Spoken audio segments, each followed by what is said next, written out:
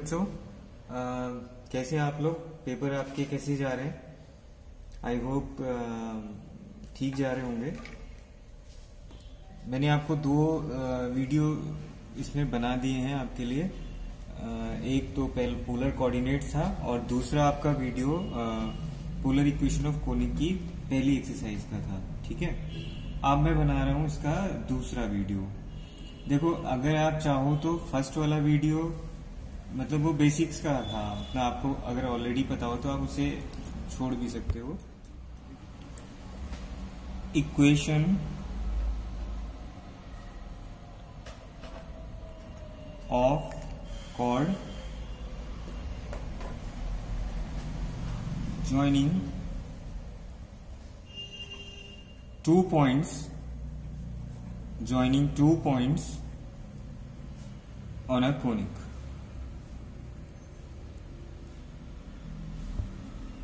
ठीक है, इसका वैसे मैंने कल आपको कुछ क्वेश्चन भी कराए थे, उसमें फोकल कॉर्ड का यूज हो रहा था। अब मैं यहाँ फोकल कॉर्ड की बात नहीं कर रहा हूँ। फोकल कॉर्ड का मतलब था जो फोकस से पास हो रही है उसके, तो यहाँ फोकल कॉर्ड की बात नहीं हो रही है। यहाँ बात किसकी हो रही है आपकी? यहाँ बात हो रही है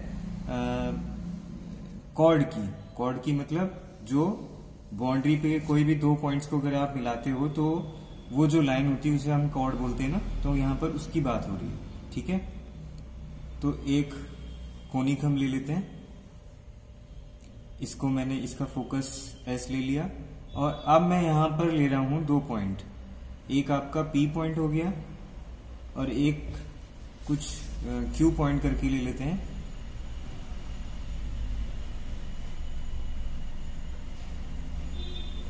ठीक है, ये हो गया आपका पी पॉइंट, ये हो गया आपका क्यू पॉइंट। ठीक है, इसको मिला देता हूं मैं एस से और क्यू को भी एस से मिला देता हूं। ठीक है, बाकी देखो मैंने आपसे पहले ही बोला कि थ्योरी थोड़ा सा आप लोग खुद देखोगे, तो हम यहां पर कंसीडर कर रहे हैं इक्वेशन कोनिक की। Let the equation of conic is L/R equals to 1 plus E cos theta. ठीक है, इसको मैंने इक्वेशन नंबर 1 लिख भी दिया है। तो जो पी पॉइंट लिया है इसका जो वेक्टोरियल एंगल होगा इसको हम ले लेते हैं अल्फा।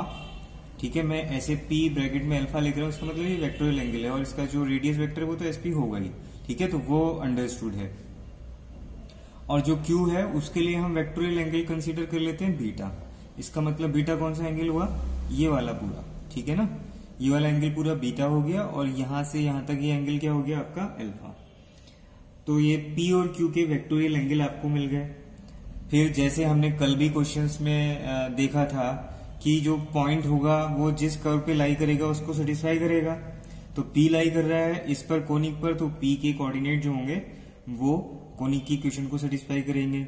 सेम क्यू के भी करेंगे, तो हम उसी को अब लिख लेते हैं। Since P lies on 1, therefore coordinates of P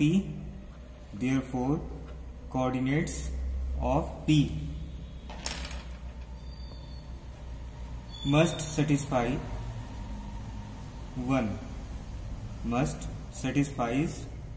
1, तो क्या हो जाएगा यहाँ पर? L/SP equals to 1 plus E cos alpha. समझ में आया? L/SP equals to 1 plus E cos alpha. और मैं अगर यहां से SP को निकालना चाहूं तो SP क्या हो जाएगा? L/1 प्लस ई कॉस अल्फा। ठीक है, L/1 प्लस ई कॉस अल्फा। तो इसका मतलब मैं कह सकता हूं, देखो SP लेंथ इतनी आ गई और दूसरा एंगल कितना था आपका? Alpha. Therefore coordinates of P are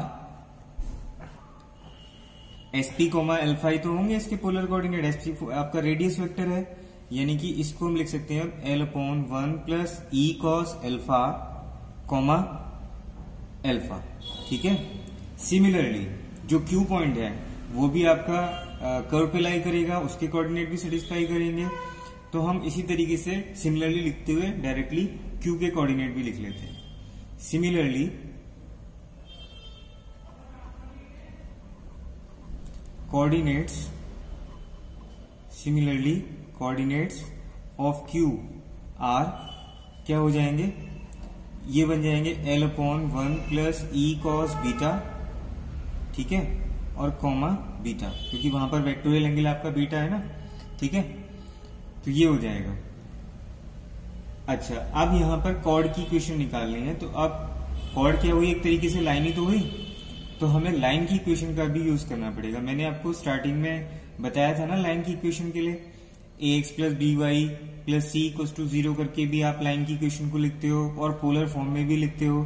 तो यहां पर मैं पोलर फॉर्म में लाइन की इक्वेशन को लिख रहा हूं, और जो कांस्टेंट है उसे c लिखो, आप k लिखो, यहां पर l लिखते हुए चलेंगे हम, ठीक है ना। तो चलिए इसको देखते हैं। Let the equation of line PQ, let the equation of line PQ be a cos theta plus b sin theta equals to L upon R. a cos theta plus b sin theta equals to L upon R. इसको मैं लिख देता हूं equation number 2, ठीक है ना। इसको क्या लिख देते हैं, इक्वेशन नंबर 2, ठीक है। अब P पॉइंट जो है वो भी इस पर लाई कर रहा है, सेकंड लाइन पे, यही तो है PQ कॉर्ड। तो P लाई इस पे करेगा तो फिर वो इसको सेटिस्फाई करेगा, ऐसी Q लाई करेगा तो फिर वो उसको सेटिस्फाई करेगा, ठीक है, ठीक है। तो if P lies on 2, therefore क्या हो जाएगा, a cos alpha plus b sin alpha equals to, देखो L अपॉन R था ना मेरे पास, जो उसका R का मतलब क्या हुआ, P लाई कर रहा है तो SP की इक्वल हुआ ना, तो यहाँ पे R का मतलब ये पूरा था, आप इसकी जगह पुट करोगे तो L से L कैंसिल हो जाएगा, तो ये क्या बचेगा 1 प्लस ई कॉस अल्फा, ठीक है। एक ये इक्वेशन हो गई, इसको मैं थर्ड नंबर लिख देता हूं। इसी तरीके से Q भी लाई करेगा, if Q lies on 2, therefore क्या हो जाएगा, a cos beta plus b sin beta. ये b और बीटा में थोड़ा आप डिफरेंस ध्यान रखना, कंफ्यूज मत होना। 1 प्लस ई कॉस बीटा, ठीक है। ये हो गई आपकी इक्वेशन नंबर 4, ये मैंने इतना कंसीडर कर लिया। अब देखो हमें लाइन की इक्वेशन क्या है, a cos theta plus b sin theta equals to L upon R। ये है ना सेकंड लाइन PQ की इक्वेशन, इसी को तो फाइंड करना है। यानी कि इसको फाइंड करने के लिए हमें क्या करना है, जो कैपिटल A और कैपिटल B है वो हमें फाइंड करने हैं। तो अब बस हमारी कैलकुलेशन इतनी बची है, मतलब ये टॉपिक आपका कंप्लीट हो गया, एक तरीके से आप समझ सकते हो। अब ये कैलकुलेशन का पोर्शन है कि आपने कैपिटल A और कैपिटल B कैसे फाइंड करना है। तो ये तो आप बहुत इजीली कर सकते हो। जैसे थर्ड और फोर्थ इक्वेशन है, आपको कैपिटल A फाइंड करना है, तो कैपिटल A फाइंड करना है तो कैपिटल B जो है वो हम ऐसा कुछ करें जिससे कि कैपिटल B कैंसिल हो जाए, हट जाए इक्वेशन से, खाली ये आ जाए। एंड सिमिलरली फॉर B, ठीक है। तो मैं इसी हिसाब से कैलकुलेशन कर रहा हूं, यानी कि अब हमारा काम क्या है, now to find capital A and capital B। अब हमें ये करना है, ठीक है। तो सबसे पहले आप क्या लिखोगे इसमें, अगर देखो कैपिटल A और कैपिटल B फाइंड कर रहे हैं, मैंने आपको बता ही दिया कैसे करना है। तो सबसे पहले हम ऐसा करते हैं, जो आपकी इक्वेशन 3 थी इसको कॉस बीटा से मल्टीप्लाई करते हैं, जो आपकी इक्वेशन 4 है उसको कॉस अल्फा से मल्टीप्लाई करते हैं, ठीक है, उसको कॉस अल्फा से मल्टीप्लाई करते हैं, दोनों को सब्ट्रैक्ट कर लेते हैं। तो यहां पे लिख रहा हूं मैं,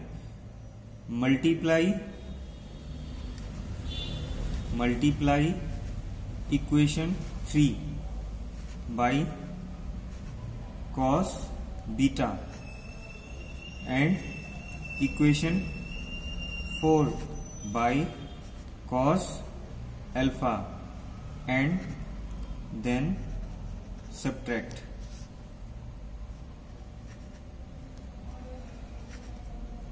ठीक है।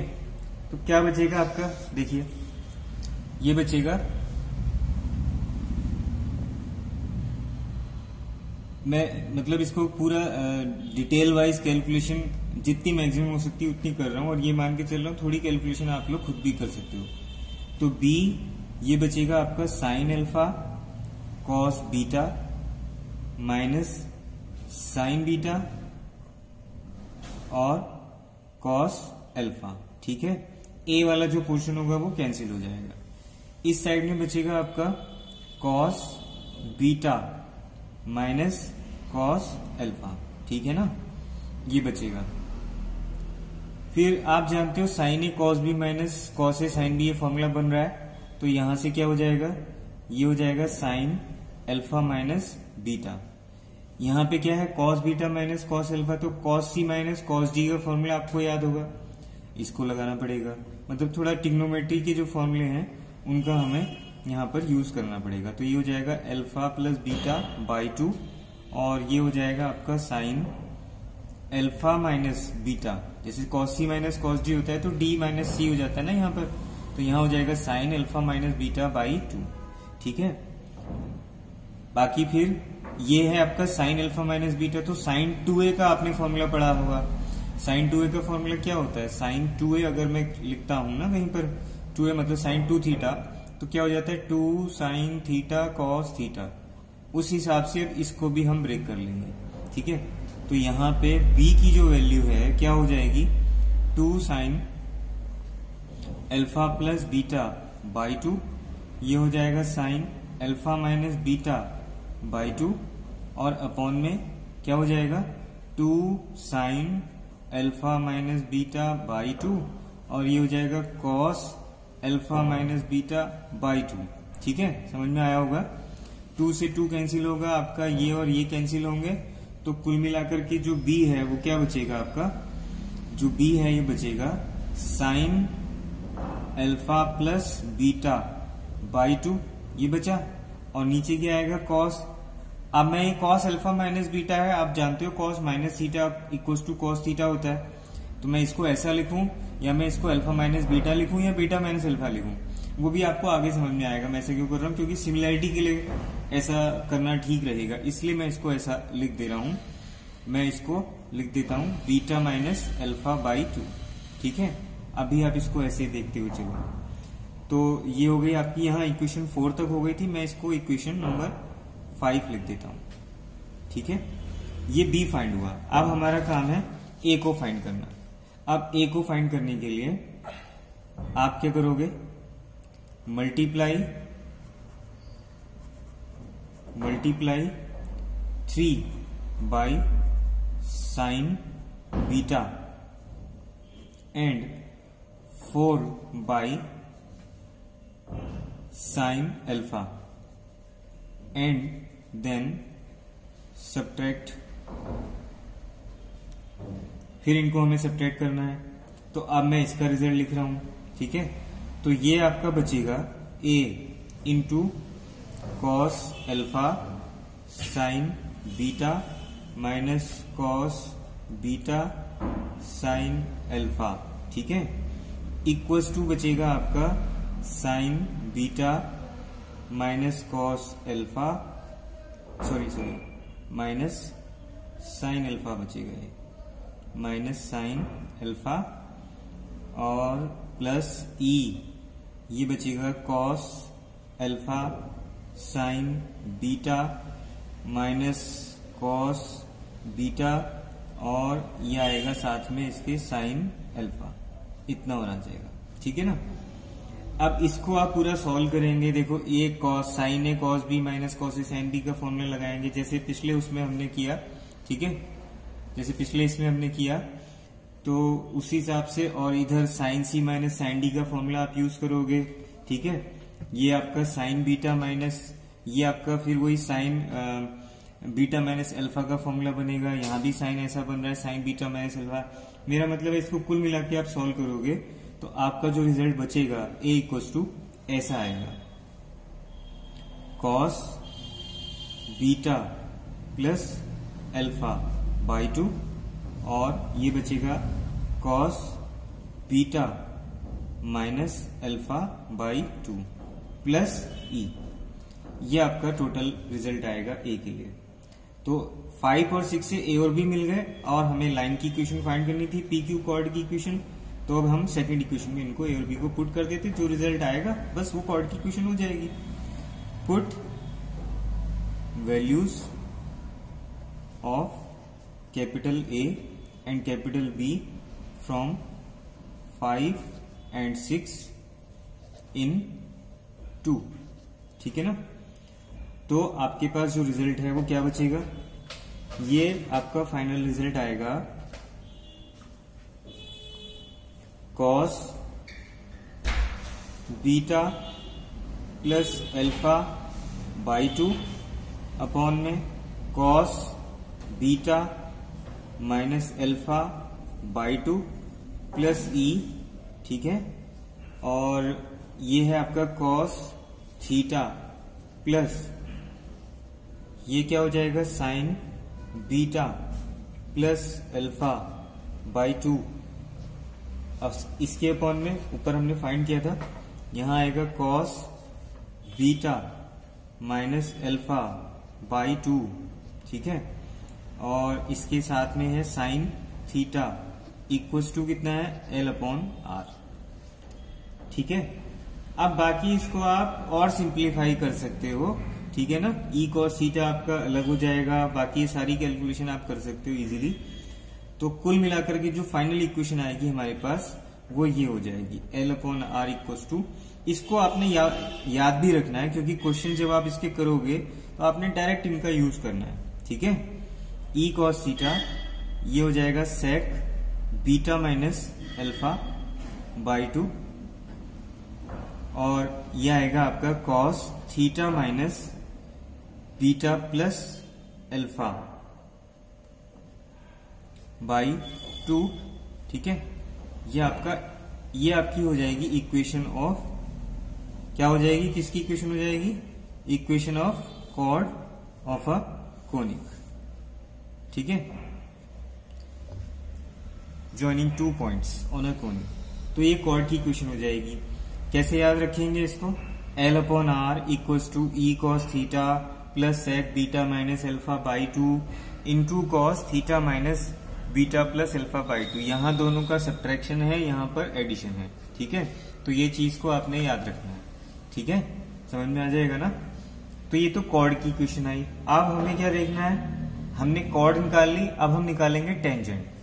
अब हमें टेंजेंट की इक्वेशन निकालनी है। तो टेंजेंट की इक्वेशन निकालने के लिए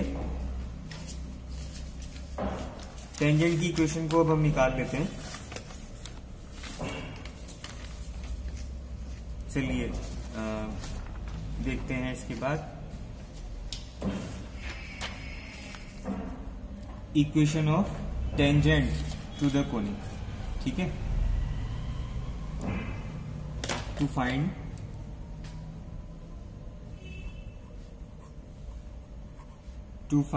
इक्वेशन ऑफ टेंजेंट।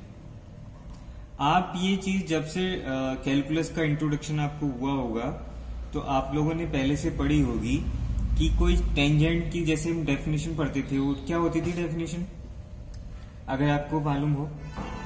टेंजेंट का मतलब ये होता है कि जैसे हम कोई कॉर्ड है और कॉर्ड को ज्वाइन करने वाले जो दोनों पॉइंट्स हैं, अगर कॉर्ड को ज्वाइन करने वाले कोई भी कर्व आपका ये बना हुआ है, इसके जो दोनों पॉइंट्स हैं, ये दोनों पॉइंट्स हैं, अगर ये बहुत ही करीब के पॉइंट है, यानी कि ये पॉइंट इस पॉइंट की ओर टेंड कर रहा है, तो ये कॉर्ड है वो किसकी ओर टेंड करेगी, टेंजेंट एट दिस पॉइंट या this point.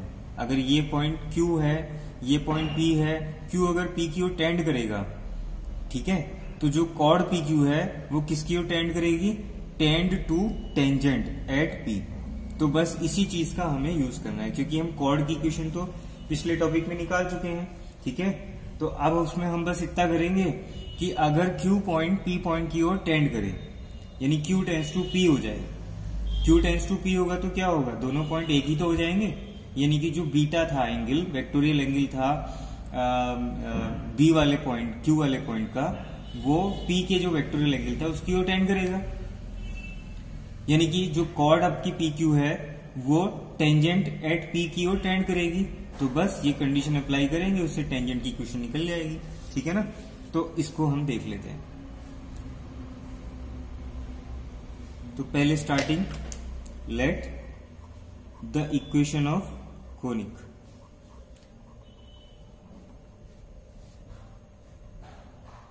L upon R equals to 1 plus E cos theta. देखो अब आप सोचोगे कि हम स्टार्ट कहां से करें, एग्जाम में टॉपिक आए तो हम इसको कहां से स्टार्ट करें। अब ये आपका डिपेंड करता है कि आपका जो क्वेश्चन आ रहा है या टॉपिक आ रहा है वो कितने मार्क्स का आ रहा है। वैसे तो पहले आपको कॉर्ड की इक्वेशन निकालनी चाहिए, अगर ये ज्यादा मार्क्स का आता है ना तो आपको पहले कॉर्ड की इक्वेशन निकालनी चाहिए। उसके बाद क्योंकि कॉर्ड की इक्वेशन का डायरेक्ट हम यहाँ पे यूज करेंगे तो बहुत इजीली वो निकल जाएगा। तो उसके बाद फिर हमें टेंजेंट को निकालना चाहिए। लेकिन अगर खाली टेंजेंट ही पूछे और शॉर्ट में पूछा हो, कम मार्क्स का पूछा हो, 2 मार्क्स का 5 मार्क्स का, तो आप इसको फिर डायरेक्टली कर सकते हो। ठीक है, ये आपको थोड़ा सा समझना होगा वहां पर एग्जाम के, जब आप एग्जाम में करने बैठते हो क्वेश्चन को, कि हमें क्या चीज इसमें करनी है। ठीक है, तो देखो, if P and Q are 2 points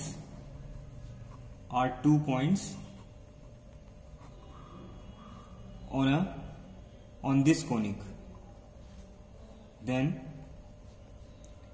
अभी हम इसको फाइंड कर चुके हैं, मैं डायरेक्ट लिख रहा हूं। Then equation of chord PQ is L upon R equals to, क्या निकाली थी हमने equation, L upon R equals to E cos theta plus sec beta minus alpha by 2 और cos theta minus beta plus alpha by 2। यही तो आया था ना रिजल्ट। अब यहां पर हम लिख देते हैं, ये टेंजेंट वाली कंडीशन मैंने आपको भी समझाई थी।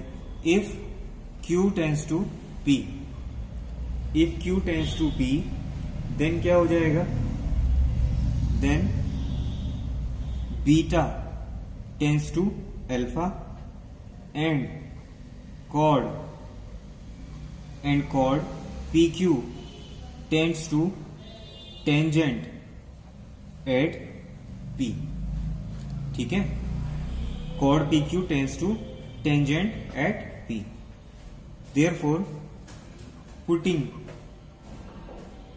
beta equals to alpha, ये आपकी फर्स्ट इक्वेशन सपोज कर लेता हूं, इसको मैं सेकंड सपोज कर लेता हूं। Putting beta equals to alpha in 2, क्या हो जाएगा बताओ आप, L upon R equals to E cos theta plus beta और अल्फा को यहां पे आप पुट करोगे ना, इक्वल करोगे तो सेक 0 हो जाएगा। आप जानते हो सेक 0 की वैल्यू 1 होती है। और यहां पे आप रखोगे बीटा और अल्फा, मतलब मैं P की ओर टेंड कर रहा है तो वेक्टोरियल एंगल अल्फा को इक्वेशन में लेते हुए चलूंगा। तो बीटा की जगह पर अल्फा अगर आप रखोगे तो 2 अल्फा बाई 2, यानी खाली अल्फा बचेगा।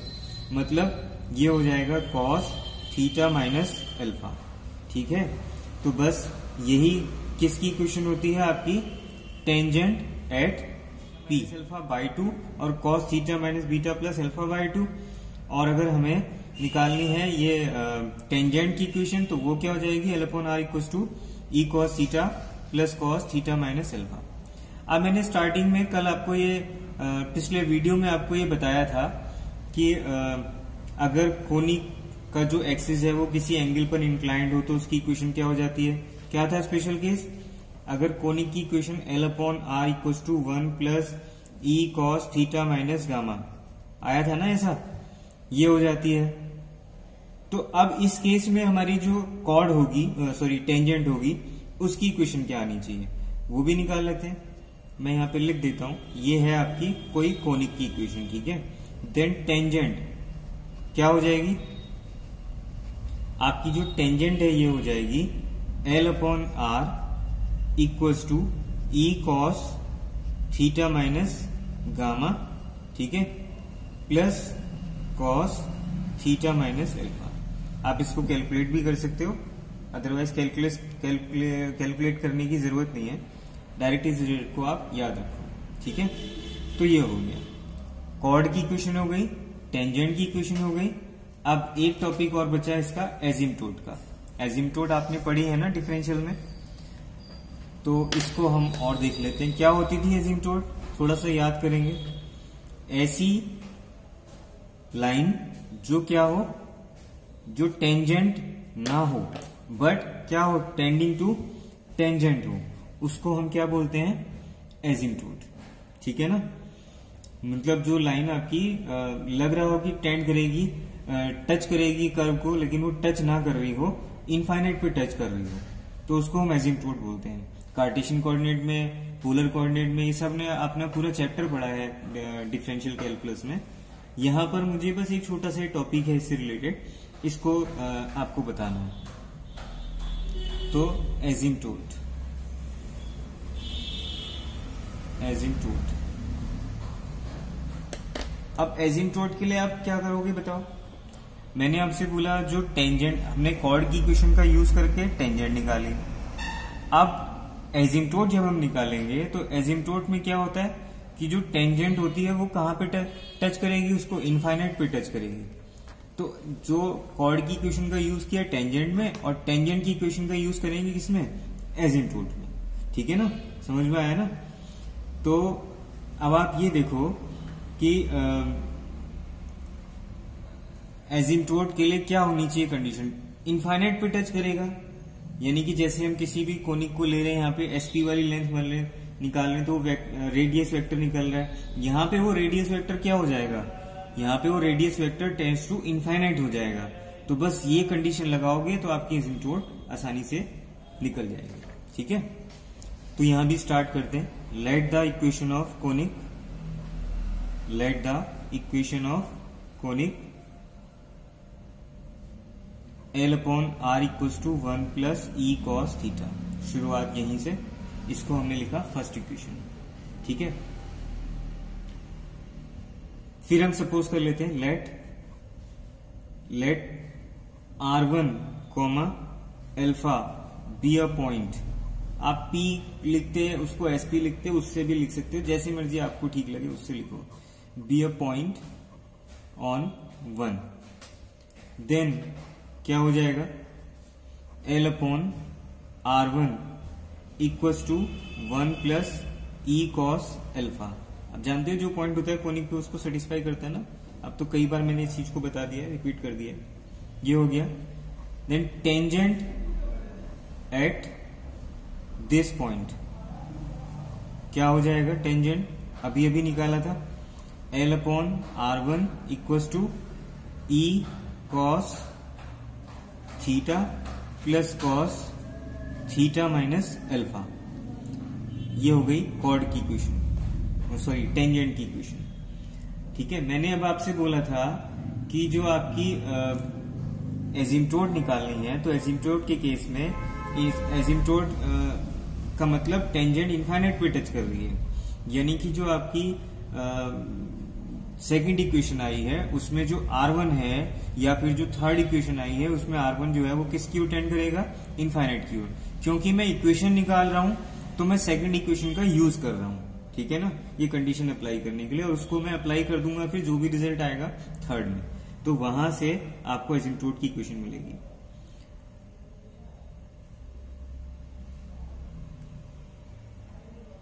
As R1 tends to infinite, इसको मैं लिख देता हूं जो मैंने आपको बोला ना।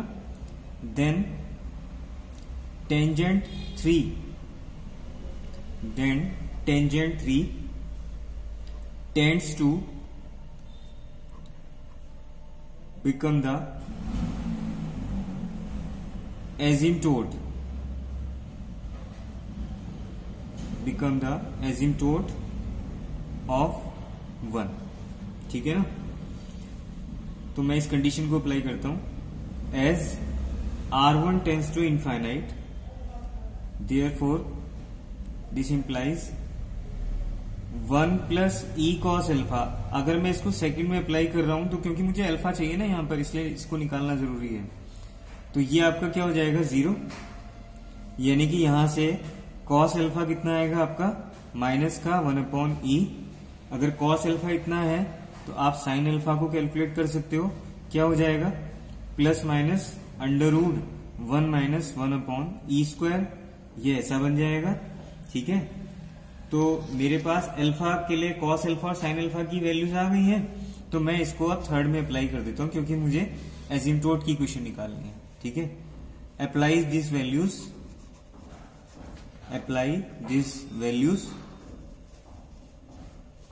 इन 3।